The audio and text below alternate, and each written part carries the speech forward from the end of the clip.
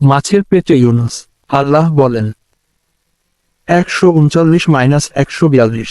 আর ইউনুস ছিল পয়গম্বরগণের একজন।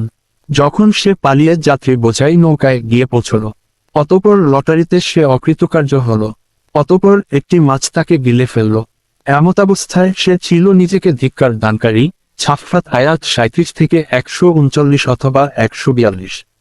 আল্লাহর হুকুমের অপেক্ষা না করে নিজস্ব ইজতিহাদের ভিত্তিতে ইউনুস আলাইহি ওয়াসাল্লাম নিজ কওমকে ছেড়ে এই হিজরতে বেরিয়েছিলেন বলে অত্র আয়াতে তাকে মনিবের নিকট থেকে পলায়নকারী বলা হয়েছে।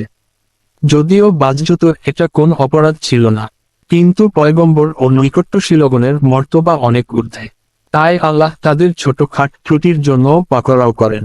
ফলে তিনি আল্লাহর পরীক্ষায় পতিত হন। হিজরতকালে নদী পার হওয়ার সময় মাঝ নদীতে হঠাৎ নৌকা ডুবে যাবার উপক্রম হলে মাঝি বলল, একজনকে নদীতে ফেলে দিতে হবে, নইলে সবাইকে ডুবে মরতে হবে। এজন্য লটারি হলে পরপর 3 বার তার নাম আসে। ফলে তিনি নদীতে নিক্ষিপ্ত হন। সাথে সাথে আল্লাহর হুকুমে বিরাটকায় এক মাছ এসে তাকে গিলে ফেলে।